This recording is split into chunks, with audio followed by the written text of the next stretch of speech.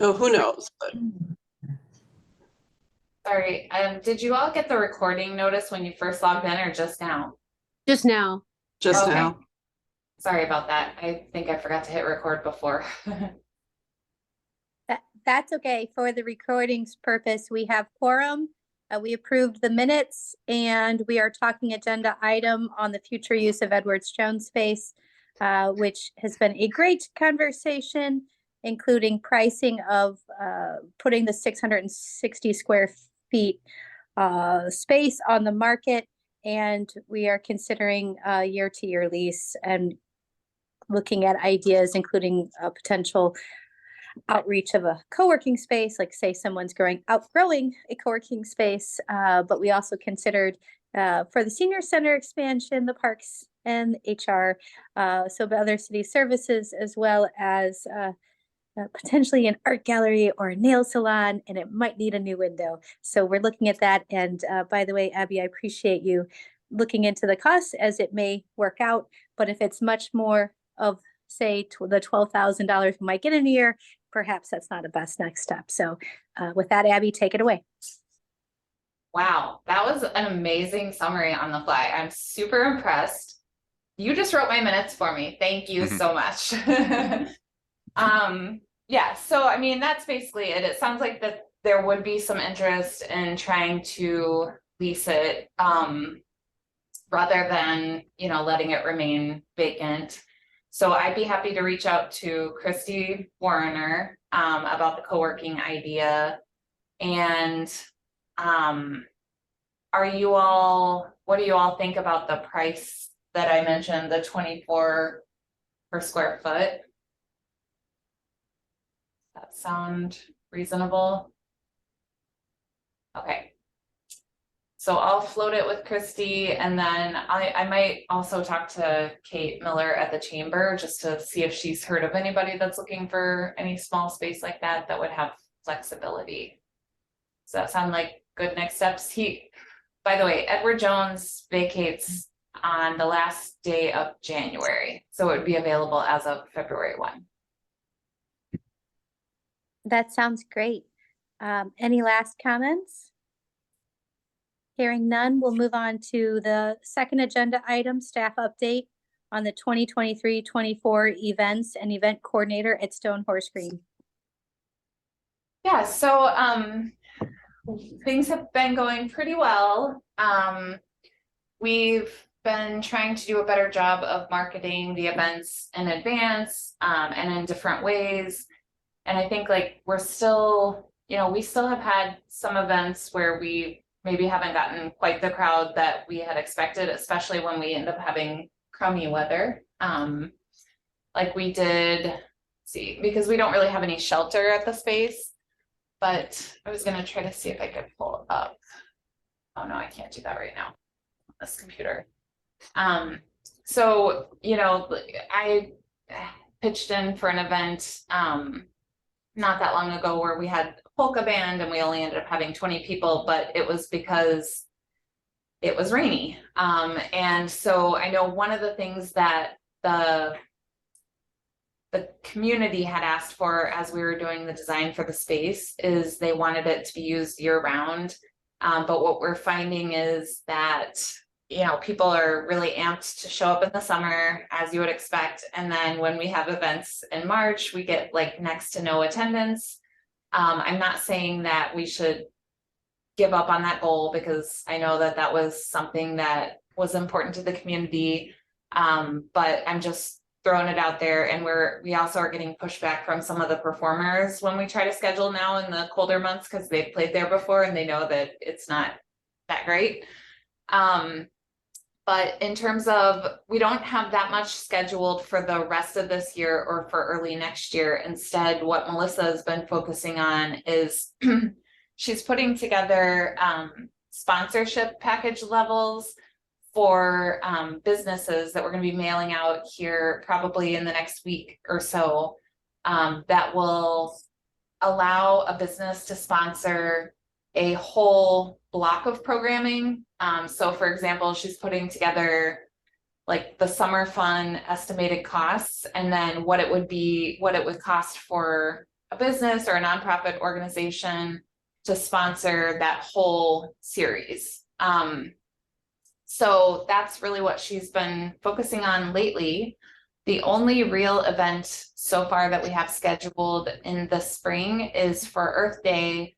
We have a gentleman named Nicholas Levitt who is going to be doing a kids program on geology. And the way that we met him is actually because he was out there looking at the rocks and like studying the rocks, and then he reached out to us and he was researching the stone walls because they actually have little fossils in them, and he was asking where they were quarried, and he did all this research, and we thought, oh, that's really cool. He's really interested in his degrees in geology, and he has kids, and he happens to be in a Cub Scout leader in my kids group. So we reached out to him to ask him to put on a program, and he's going to do it at no cost. We're just buying the materials for him. And so that's going to be around Earth Day. But Melissa did put out something on the Stonehorse Green website, which provides a link to the booking inquiry page. And so we're starting to get more people reaching out and requesting bookings now for next year. I was just going to try to pull it up. Screen website. So if you know of any musicians who want to play, we have a page now here. Show you under the contact, where if it's a band or a performer and they're interested, they can request a booking here.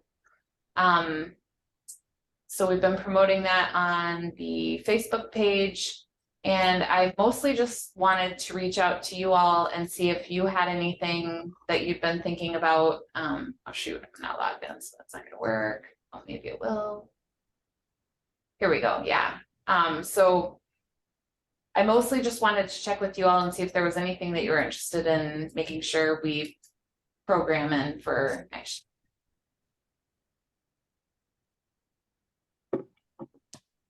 Kari has her hand raised. Thanks. I didn't want to just jump in. So like, I was thinking about this when you started talking, Abby, and I think this is sort of like a reflection of where we were at in sort of the deep pandemic when this was all being developed and people had much more appetite for, you know, putting on their down bunny suits and having a beer together outside than probably most of us have now. But Yep. One thing that occurred to me is like, especially with like, this looks like it's going to be a warmer but still unpredictable winter, and I see Andrea is on, and I don't know if there's any opportunity for like the DMBA on a given weekend, if the forecast is great, like to remind people that they can, you know, that a person is allowed with restrictions, something like carry a beverage, you know, be outside, it's a beautiful day, or like what the requirements are for supervising the fire kettle, for example, and if there would be any appetite sometimes in January, February, March, when we're getting a little stir crazy, just to say, this is still a great gathering spot. We can go outside. You don't want to fire up your own fire pit outside, but you know, I don't know, Andrea, do you think anybody, because like when I go out to eat in downtown Middleton on or try to have a drink with a friend or something, or coffee, I still feel like we're fairly saturated in terms of seats in restaurants often, but not always. So I don't know. Yeah. During the core hours, we are saturated. During non-core hours, we are not saturated. Yeah. And we need more business, quite frankly. Yeah. I think there is opportunity not only through DMBA, but through the businesses as well. So using the downtown Middleton pages, you know, only it has some reach. And I think we have finally found a coordinator to hire who can help us get that messaging out. But then also finding ways to engage the businesses. And that's what I was going to ask Abby as Melissa works on that. I just would really love for continued collaboration working together on that. So as DMBA is working on the downtown Middleton calendar as well, finding ways to integrate Stonehorse Green and vice versa, integrate the businesses into the Stonehorse Green calendar. Yeah, and Yes, maybe I we think should there's set up a opportunity to meeting. do that. Andrea would be happy to set up a meeting anytime in like the next month or so and Yeah. have Melissa join. Mm-hmm. That would be That great. might be helpful. I mean, an example, when we did the wine walk, sip and stroll, some of the feedback we got was, well, you moved it from BMO and they used to have all that outdoor seating where we could sit basically in the parking lot and wait until the wine walk started. And at one community bank, the sidewalk was really small. And I'm thinking there was an entire park across the street. I couldn't even imagine that people didn't make the connection. But, so yes, we have some marketing opportunity ahead of us here to just continue and get that communication out. I mean, I have gotten feedback from several friends that they miss our old picnic table with light strung over it seating, Yeah. that people don't feel like they know exactly where to sit or what to do in that space when there's not organized programming. I don't know what to say about that. I'm just passing it on. We get that feedback all the time from our customers too. Okay. So you want me to try to get some picnic tables again? I I don't know, because it was a pain in the neck to move and mow, and like, I know it was delicate getting that turf established. Like I said, I'm not saying what to do about that information. I'm just putting the information out there. Yeah. Yeah, I think the lights would be harder than the tables for sure. Or maybe just we need to have some of us come there early enough and show people that they can stand there or sit there, or during that event say, did you know you could go sit across the street? I see Abby over there. You can go talk to her. That's tough, but we can kind of organize around it. But also great topics. I see that I think Carrie wants to say something. So Carrie? Yeah, I was just going to share. So this past weekend, I know Paoli had their like first Chris Kindle market, and it was like promoted all over, and we went there, and it was so busy. Like, I mean, I think they had more people than they were expecting. There was a line out to get like into the craft tent, but they had like igloos set out, and like the bar at the creamery was serving mulled wine, and I mean, it was really cool, but it was so crowded that my family was here. I actually came back to Middleton and just went shopping in downtown Middleton and like felt all kind of like the holiday spirit shopping downtown. So got me kind of thinking like that kind of idea, as I mentioned before, like a kind of like that winter market. Everyone was outside, and it was a nice day this weekend for the time of year, but just kind of that space might lend itself, especially with the businesses around too, if they kind of got into it. I think that could be a cool thing for the winter months. So just fun. If I that I came back, like I just came home and like, let's just go down and shop in downtown. We had a great time. So. Just going to barge in for 5 seconds to say I was at the St. Paul Winter Market, which is on top of the Union Depot train station, and it was like 20 degrees and pretty raw, but it was packed, and mulled wine and tons of vendors, dancers. So that's a cool idea. Melissa did meet with the group that organizes the PLA one, and their marketing is like, it's beautiful. Like I mean, I've never been there myself, but our colleague went and checked it out. Andrea, you went too, didn't you? I did go. It was fantastic. It was a huge collaborative event as well. I could see a ton of opportunity for it in Stonehorse Green, but also around downtown Middleton to do something like this. I think it's a great idea. And I know the businesses would be supportive. We had Melissa ask the PLA folks for a cost estimate, and it was going to be really expensive to get them to organize it for us, but we just thought, oh, they do such a nice job and they know how to do it, and we would be pretty hard pressed, I think, to pull it off ourselves. But I think it was, if I remember right, I want to say it was around $10,000. But they also had a ton of sponsors, like major sponsors, Duluth Trading Company, and they had all the sponsors up on the board. I can't even remember who all they were. So that's an opportunity. Yeah. As well. maybe we'll add it to our our letter and just see if we can pull enough in to make it work. Katie has her hand up.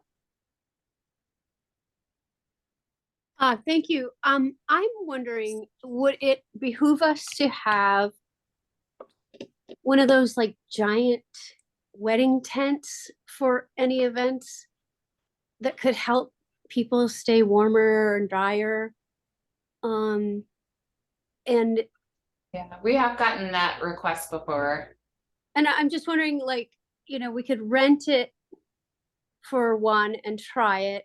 And then if it's something that we think needs to happen all the time, we could maybe look into actually owning one. I mean, I'm sure storage isn't easy, but anyway, just thought. I know a place that might be opening up that could store things. Just saying. 660 feet. Right. One thing I was going to throw out is, first of all, I loved all of the programming this summer. I didn't make it to everything. I did make it to the one that didn't, the band that didn't make it. A lot of people show up because it was cold. We made it at the last 2 minutes, and everyone was leaving, but I was en route. But there was that day where we had like 6 or 7 bands. I know that one was talked up a lot. Those Thursday night bands were very popular. I went to the Irish one, and I remember because my daughter was just dancing in circles with me. It was fabulous. So I'm going to throw out an idea that we used to do in college. Definitely don't have to do it exactly the same way, but the concept was the first time you got about 5 inches of snow, I think it was 6 inches of snow, they told everyone to go to the football field. So even though it's not a football field, the idea would be everyone go to the Stone Horse Green. So like basically we would all go make snowmen. Some people would yeah. And so, and like we never knew when it was going to be. So you always had your scarf ready in case that was the night. But it was one of those things that year after year, we no longer had to tell people. We just all knew, oh, there's 6 inches. Everyone go to the, and go meet up. And so yeah, and it's usually in November. Of course, now it's December, and likely it'll be January before we get 6 inches. But in other years, we have gotten that in November where it's a little bit warmer. So if you can play with something like that, or I think someone else referred to it, if it's a warm weekend day, if it's like over 40 or something, and just say, hey, if we get over 40 degrees, go downtown. It's January, it's balmy. And almost have like a temperature thing. So I love that idea. Yeah, everybody used to remember when it hit 70, you would go to the Club Tavern, right, on their patio, and they had like cheap beer or something like that. The snowman idea is very Gilmore Girls, and just wanting to note. It is, you're right. Love it.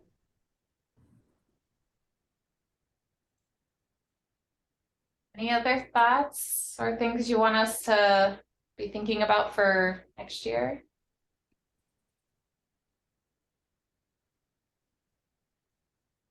I'm just going to say I've got a lot of requests for trivia again from my friend group. I participate in a lot of the trivia, but a lot of the groups we were with really would like to see that again. And there always seemed to be a crowd that would gather on those trivia nights. So we got really good attendance. The trivia people said that it was like the most popular spot that they had in terms of like the number of teams that would show up. And we like trivia too, because it's already organized. It's like they come and they do it on their own, and there's not really that much that's required. So it's pretty easy for us to run trivia.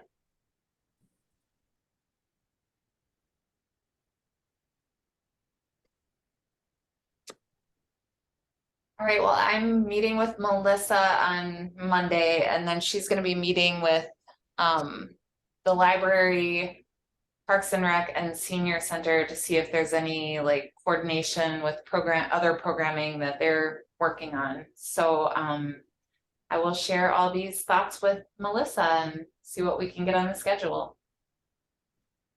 That sounds great. Thank you everyone for all these ideas and your support. Everyone, the things that you've seen that is working, the feedback that we hear, it really is going to help continue to just be an amazing experience. I will say one of my favorites was the Gilmore Girl days. My son is now a fan, and so he was more geeked out than I was. He's like, "Mom, we got to go," and I had so much fun. And just seeing everyone come out in that community spirit is super cool. So I hope 24 will be just as amazing, if not more so. And with that, I just want to say happy holidays to everyone, and this meeting is adjourned. Bye, everybody. Thank you. Thank you. Bye, thanks.